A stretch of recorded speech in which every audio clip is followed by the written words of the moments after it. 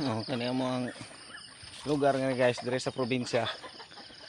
Medyo kalibunan gid guys. Nandool naman ko sa Mambalay pero dire kani sa una sa buhay pa akong papa. Maisa ni nga re. Nga 10 years naman namatay akong papa mao ning medyo kalibunan gid sa kanang malimpyuhan. Nasa daghang ipil-ipil. Wala lang ginapatya kay mao man ay gitan tuyo ang nagtanom ni papa kay para sa baka ba. Mao na nga nay kuan dire amo na lang sa nang ibaligya.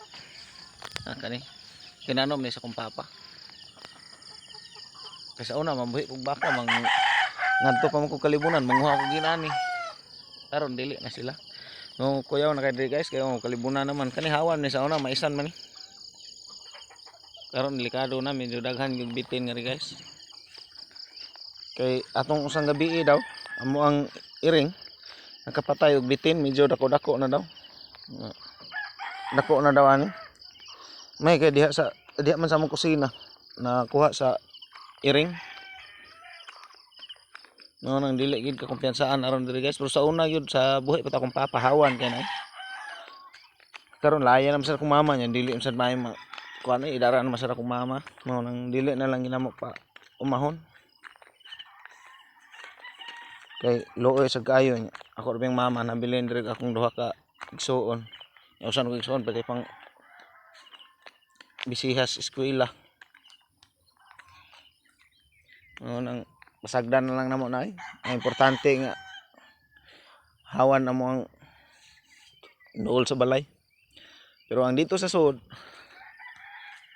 dito sa kuan bugnaw siya nindot siya ba kay bugnaw bitaw mandagbugnaw ang hangin guys ang kanang mga sagot sa palibot pero mao lagi kuyaw lagi kay naibitin diri oh tara mo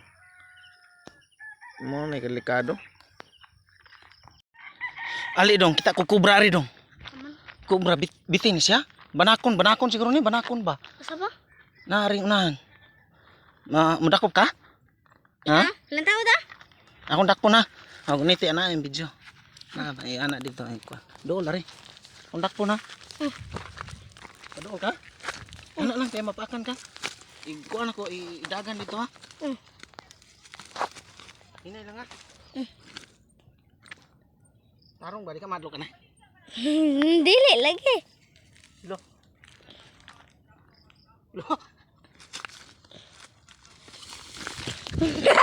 Buwan.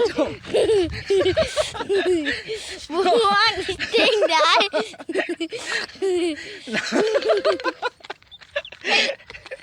Asa ko na akong Adlok pa kay ta.